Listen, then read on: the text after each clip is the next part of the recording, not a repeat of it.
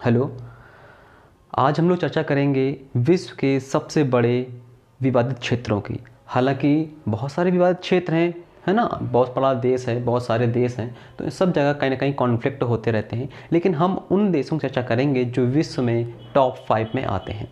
तो जैसे कि मैं आपको पहले नंबर बता दूं, ये वर्ल्ड का मैप आपके सामने खुला हुआ है। तो यहाँ पर जो सबसे पहले नंबर पर आता है विवादित क्षेत्रों में, तो आपको लगता होगा कि इज़राइल और फ़िलिस्तीन विवाद होगा, है ना, या रूस या क्रीमिया को लेकर होगा। तो ऐसा नहीं है। जो सबसे टॉप पर आता है, टॉप पर, ये आपको पता ही होगा कि किस देश की सीमाएं जो हैं कई सारे देशों से लगती हैं और किसका कॉन्फ्लिक्ट सबसे ज़्यादा रहता है। आपको पता है, फिर मैं बता देता हूँ। सबसे नंबर 1 पे आता है आपका चाइना, जो आपका साउथ चाइना सागर है, साउथ चाइना सी है, जो वो टॉप 1 पे आता है। क्योंकि यहाँ पर जो चाइना है, लगभग इसका 12 देशों से लगभग इसका विवाद है। सिर्फ भारत ही नहीं है, पाकिस्तान से भी है, मंगोलिया से भी है, कई सारे देशों से इसका विवाद है। दूसरे नंबर पर आपका आता है इज़राइल और फ़िलिस्तीन विवाद ये वाला, जो वर्तमान में टॉप में चल रहा है, वो सेकंड नंबर पर आता है। हालांकि अभी चीन वाला सक्रिय नहीं हुआ है। जब चीन वाला सक्रिय होगा, जिस दिन चीन अपनी यूनिटी पूरी बना लेगा, तब उस पर वो हमला करेगा, है ना। इसके बाद तीसरे नंबर पर आपका आता है भारत और पाकिस्तान वाला विवाद, जो जिसमें बीच में कौन आ जाता है, जम्मू कश्मीर। तो जम्मू कश्मीर जो कॉन्फ्लिक्ट है वो तीसरे नंबर पर आता है। चौथे नंबर पर आपका आता है वेस्टर्न सहारा वाला। वेस्टर्न सहारा में भी विवाद है, हालांकि वो चर्चा में नहीं रहता है, लेकिन है, बड़ा विवाद है। पांचवें नंबर पर आपका आता है अंटार्कटिका वाला, जो आपका साउथ में आता है, आपका अंटार्कटिका, जहां पर किसी देश का कब्जा नहीं है अभी वर्तमान पे। हालांकि वहां पर डिस्प्यूट चलते रहते हैं, तो उन सब चर्चा हम लोग करेंगे। तो आते हैं पहले नंबर पर। पहले नंबर पर आते हैं। पहले नंबर आपको कहाँ पर पड़ेगा, ये है आपका, देख पा रहे होंगे आप कि ये है आपका थाईलैंड। थाईलैंड के बाद लाओस, फिर वियतनाम पड़ता है। ये है आपका चाइना। चाइना देश ये है, लेकिन इसका जो विवाद है कहाँ पर है, पूरे साउथ चाइना सागर में है। ये इसका पूरा कॉन्फ्लिक्ट का विवाद है, यानी यहाँ पर कॉन्फ्लिक्ट इसका बना हुआ है। देखिए यहाँ पर क्या है, डियाओ द्वीप है। कौन सा, डियाओ द्वीप, डियाओ द्वीप है। और इसी को जापान में कहते हैं सेनकाकू द्वीप कहते हैं। इसी को जापान में क्या बोलते हैं, सेनकाकू द्वीप। इसी को जापान में क्या बोलते हैं, सेनकाकू द्वीप। ये दोनों द्वीप हैं एक ही, यहाँ पर हैं। तो यहाँ पर हैं। अब यहाँ पर इस द्वीपों को लेकर चाइना और जापान की भी डिस्प्यूट बना हुआ है ना। ये कहता है मेरा है, ये कहता है मेरा है। चाइना के लगभग 12 से 17 देशों की भी डिस्प्यूट है। आप देख पा रहे होंगे, जो चाइना की बाउंड्री है कई सारे देशों से लगी हुई है। यहाँ पर आप देख पा रहे होंगे, ये भारत है, नेपाल है, भूटान है, बर्मा है, वियतनाम है, लाओस है, मंगोलिया है, कजाकिस्तान है, किर्गिस्तान है ना, रूस भी है। तो इन सब से जो चाइना की ये बाउंड्री लगी हुई होती है, और इन सब से इसका विवाद है। और सबसे बड़ा जो विश्व का सबसे बड़ा विवाद है वो कौन सा है, ईस्ट चाइना सी का, जो कि नंबर 1 पर आपका आता है ना। तो ईस्ट चाइना जो सागर है, यानी पूर्वी चीन सागर, तो यहाँ पर सबसे नंबर 1 पर विवाद बना हुआ है। अब आते हैं हम दूसरे नंबर पर। दूसरे नंबर पर कौन सा आता है, इज़राइल और फ़िलिस्तीन वाला, है ना। ये तो आप चर्चा में है ही, है ना, बहुत बार देख भी रहे होंगे, सुन भी रहे होंगे। तो यहाँ से आप देख पा रहे होंगे कि जो ग्रीन कलर का है, देखिए थोड़ा इसकी स्टोरी सुन लीजिए। क्या था कि यहाँ पर पहले ब्रिटेन ने कब्जा था, है ना, फ़िलिस्तीन में पहले ब्रिटेन ने कब्जा था। तो लगभग ये विवाद जो है इज़राइल और फ़िलिस्तीन का 100 साल पुराना है। तो जब यहाँ पर ब्रिटेन ने कब्जा था, तो ब्रिटेन वालों को आदेश मिला यूएनओ से कि यहाँ पर जो आप हैं, तो यहाँ पर एक यहूदियों के लिए बस्ती बसाई जाए। हालांकि यहाँ पर अरबवासी और यहूदी दोनों थे, लेकिन यहूदियों की संख्या कम थी, है ना, अल्पसंख्यक के रूप में थे। कुछ साल बढ़ते बढ़ते बढ़ते इनकी जनसंख्या ज़्यादा बढ़ गई। तो इनको आदेश मिला ब्रिटेन वालों को कि यहाँ पर आप यहूदियों के लिए एक अंतर देश बना दीजिए, यानी उसके पास एक उनके लिए एक देश बना दिए, ताकि वो अपना स्वतंत्र रूप से रह सके। क्योंकि यहूदियों की वहाँ पर प्राचीन चीज़ें, यानी कि उनके दादा परदादा रहते थे, तो उनकी पुश्तैनी ज़मीन हुआ करती थी। तो जब उनको आदेश मिला, तो अरब वासियों ने विरोध कर दिया कि हमारी ज़मीन उनको क्यों दे रहे हैं। तो ये सब विरोध कर दिया गया। तो अब क्या हुआ कि जो ब्रिटेन वाले थे, वो दोनों में सामंजस्य स्थिति नहीं बैठा पाया। जैसे भारत और पाकिस्तान में हुआ, एक सामंजस्य बना, तो बंटवारा करके भाग गए। अब ब्रिटेन वाले वहाँ पर सामंजस्य नहीं कर पाए, तो वो लोग 1948 में छोड़ के भाग गए। अब जब छोड़ के भाग गए तो इजराइल भी स्वतंत्र, फिलिस्तीन भी स्वतंत्र है। तो इजराइल वालों ने क्या किया, 1900 जहाँ से जैसे ही वो ब्रिटेन वाले लोग भाग गए तो उन्होंने क्या किया, यहाँ पर अपनी बस्तियाँ स्थापित कर दिया। तो 1948 के पास ही उन्होंने अपना राज्य स्थापित करना प्रारंभ कर दिया। तो जो ग्रीन वाला पार्ट आप देख पा रहे होंगे ये क्या है, फिलिस्तीन। अब धीरे धीरे फिलिस्तीन की मात्रा क्या होती गई, कम। ये लाल वाला पार्ट क्या है, ये आपका है इजराइल वाला पार्ट। तो अब धीरे धीरे वर्तमान में स्थिति क्या आ गई है कि जो इजराइल है वो फिलिस्तीन को लगभग जड़ से नेस्तनाबूद करना चाहता है ना। तो वही चीज़ें हैं गाज़ा पट्टी को लेकर, है ना, और सांस्कृतिक धरोहरों को लेकर। तो वही सब ये कॉन्फ्लिक्ट बना हुआ है जो कि टॉप सेकेंड पे ये विवाद आता है।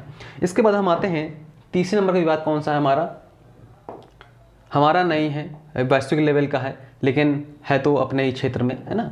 ये आता हमारा जम्मू कश्मीर वाला क्षेत्र। अब आपको ये पता होगा कि जम्मू कश्मीर का विवाद भारत की स्वतंत्रता से ही चला हुआ आ रहा है। जब भारत स्वतंत्र हुआ था तो जम्मू कश्मीर एक स्वतंत्र देश बना था, लेकिन पाकिस्तान ने सोचा कि मैं इसे अपने कब्जे पर कर लूं, तो पाकिस्तान ने वहां पर आक्रमण कर दिया।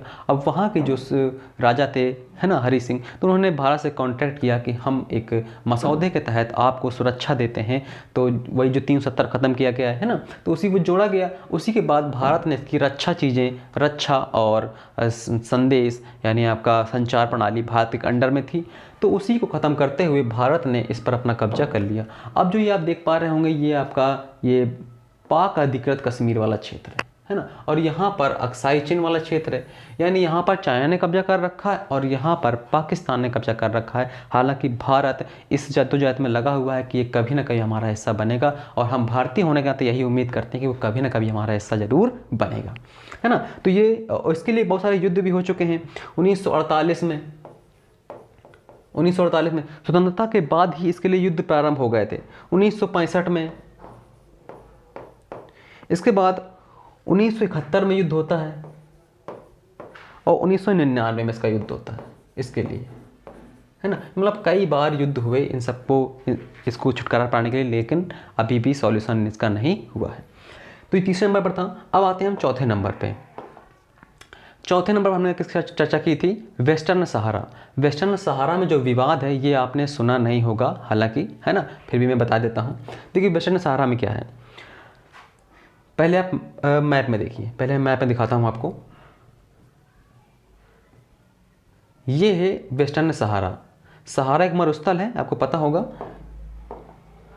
ये है वेस्टर्न सहारा, ये वाला क्षेत्र, है ना। यहाँ पर लिखा भी हुआ है वेस्टर्न सहारा। अब ये क्या था कि जो ये स्पेन है, स्पेन जो है पहले इसका प्रभुत्व यहाँ सब एरिया में था, इसका यहाँ पर एरिया में था, लेकिन हालांकि ये मरुस्थलीय ज़मीन है, यहाँ पर कब्जा करके क्या ही होगा, है ना। तो कुछ समय बाद जो स्पेन था इस ज़मीन को छोड़कर फिर यहाँ से वो चला गया। 1976 में स्पेन ने इसे त्याग दिया था। 1976 में स्पेन ने इसे त्याग दिया। अब यहाँ पर आ गया मोरक्को।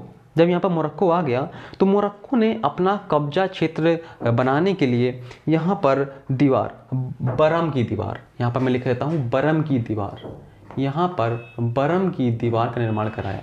आपने बर्लिन की दीवार सुनी होगी जो वो जर्मनी में है ना। उससे लगभग 12 गुना लंबी बरम की दीवार, इसमें बहुत सारे तार वार लगाए गए, है ना। तो इसको बनाया गया बरम की दीवार को। तो बरम की दीवार कहाँ है, पश्चिमी सहारा में है, पश्चिमी सहारा में है, और ये लगभग 700 किलोमीटर लंबी है ना। दिखाया गया 700 किलोमीटर लंबी, और भी लंबी थी, हालांकि बहुत सारी अब मिट गई है। तो 700 किलोमीटर लंबी इसकी लंबाई है। इसने इसके बारे बनाया था। यहाँ पर कहते सहवारिया, एक समुदाय होता है सहवारिया,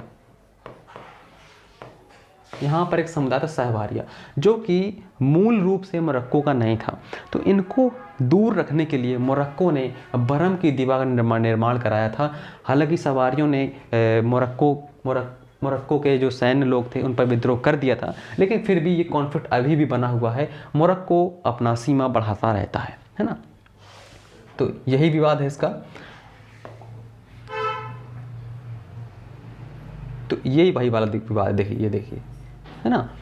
पहले मोरक्को इतने क्षेत्र में था रेड वाले, फिर ग्रीन वाले की तरफ बढ़ना प्रारंभ करता है, ये बढ़ता जाता है और बढ़ता जाता है और फिर पूरे में अपना वो कब्जा कर लेता है ना। तो यहाँ पर ही बरम की दीवार बनी हुई है, और बर्लिन की दीवार कहाँ पर बनी हुई है, जर्मनी में बनी हुई है।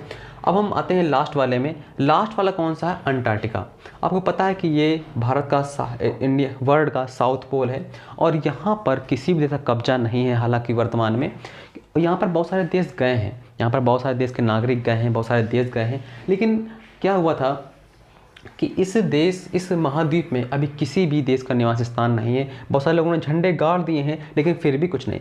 तो क्या हुआ था 1969 में, 1969 में क्या हुआ, 1959 में क्या होता है कि एक संधि होती है, अंटार्कटिका संधि होती है, जिसके तहत ये कहा गया कि किसी भी देश का यहाँ पर प्रभुत्व नहीं होगा। हालांकि यूरोप के कई सारे देश हैं, फ्रांस है, ब्रिटेन, ये सब कब्जा करने हुए कहते हैं। इसके बारे कहते हैं क्योंकि ये आपको पता है कि ये गोंडवाना लैंड का पार्ट है। अंटार्कटिका क्या है? गोंडवाना लैंड का पार्ट है। और आपको पता है कि गोंडवाना लैंड की चट्टानें हैं, प्रचुर मात्रा में खनिज का भंडार है। तो खनिज का भंडार होने के कारण यहाँ पर अन्य देश अपना प्रभुत्व जमाते रहते हैं कि यहाँ पर हमारा देश है, हमारा कब्जा है, हमारा कब्जा है। लेकिन हालांकि इस संधि के तहत अभी किसी भी देश का कब्जा नहीं है। जिस प्रकार से आप देखो चांद में, मंगल में लोग कहते रहते हैं हमारा कब्जा है ना। तो इनके लिए एक संधियाँ ट्रीटी होती रहती ताकि किसी भी देश मूल रूप से दावा न कर पाए। तो ये विश्व के सबसे बड़े 5 कॉन्फ्लिक्ट वाले एरिया हैं जो कि वर्ल्ड में, हमारे पृथ्वी में मौजूद हैं। तो इस वीडियो में रखते हैं इतना ही, मिलते हैं नेक्स्ट वीडियो में। Thank you.